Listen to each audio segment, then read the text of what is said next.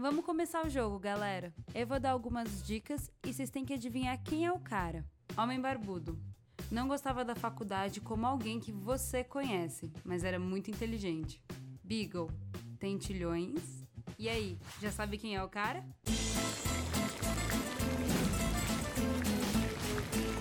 Em 12 de fevereiro de 1809, nasce Charles Robert Darwin, em Shrewsbury, na Inglaterra. Essa criancinha muito fofa era parte de uma família de elite intelectual da época. E assim, com 16 aninhos, foi estudar medicina na Universidade de Edimburgo. Só que as cirurgias na época eram feitas de uma forma meio brutal, e ele começou a vagabundear na universidade. Só que mesmo assim, em seu segundo ano, ele se tornou participante de sociedades estudantis para naturalistas. E lá ele estudou a teoria do grande Jean-Baptiste Lamarck.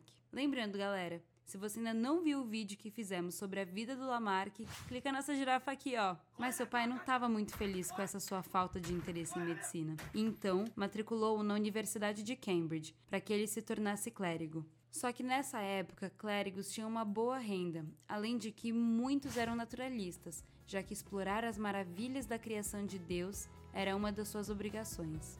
Mas novamente o jovem Darwin preferia ficar vagabundeando, cavalgando e atirando ao invés de estudar. Ele passava muito do seu tempo coletando besouros com seu primo. E por mais louco que pareça, foi super útil, porque assim ele conheceu o reverendo John Stevens Winslow, que era professor de botânica e especialista em besouros. Darwin virou seu padawan favorito e finalmente aprendeu coisas que o interessavam nas aulas de história natural. Foi esse professor que recomendou seu jovem padawan para acompanhar o capitão Robert Fitzroy do barco inglês HMS Beagle. Mas calma aí, o que é HMS? Isso é um prefixo dos navios da Marinha Real, que significa Her or His Majesty's Ship. Agora vamos voltar ao assunto. A expedição, que teria uma duração de 2 anos, deveria mapear a costa da América do Sul. A verdade é que a independência de muitas colônias, espanholas, portuguesas, francesas e etc., significava um novo mercado de comércio para a Inglaterra. E para isso, era importante ter as costas e ilhas bem mapeadas e distâncias bem calculadas. A viagem acabou não ficando apenas na América do Sul. Ela deu a volta ao mundo e também durou muito mais tempo. Na verdade, exatamente 4 anos e 9 meses. Por isso não foi difícil ao professor Henslow convencer o capitão a aceitar um tripulante culto e letrado no naturalismo.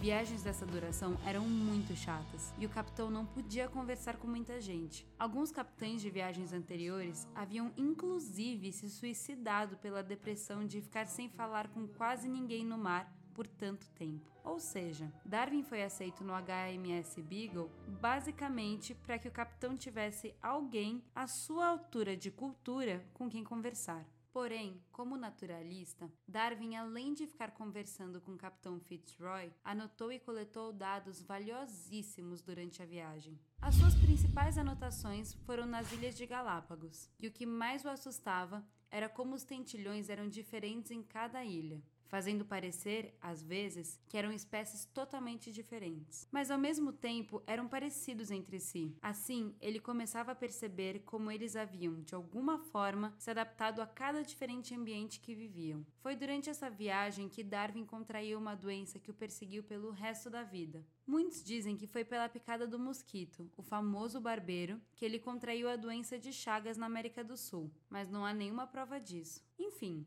quando Darwin voltou dessa viagem em 1836, ele ficou muito famoso no meio científico, já que o reverendo Henslow havia cultivado sua reputação em seus escritos. Então, ele usou essa fama para poder aos poucos pensar em suas anotações e tentar entender a transmutação com base nas suas anotações feitas durante a viagem.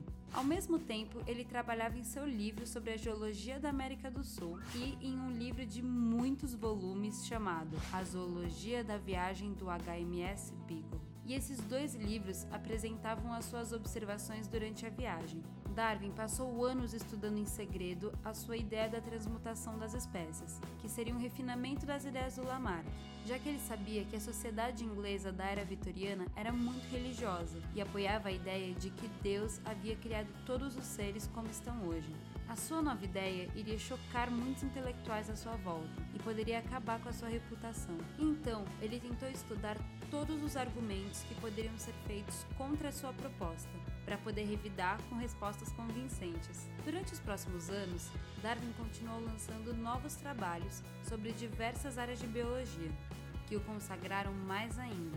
Darwin, então, estava se borrando todo de publicar um livro sobre um tema tão controverso, e ficou nisso por 20 anos. E talvez nunca tivesse lançado sua obra-prima se não fosse por um homem chamado Alfred Russel Wallace. Oi gente, tudo bem? Meu nome é Isabela Lembo e eu sou colaboradora aqui do canal Revisão. Se você gostou do nosso vídeo, dá um like aqui embaixo e você pode seguir a gente nas outras redes sociais, tipo Facebook, Twitter, YouTube. E se você gosta da gente, você quer ajudar a gente, entra lá no nosso crowdfunding. É apoia.se/canal Revisão. Valeu, gente! Espero que vocês tenham gostado do vídeo.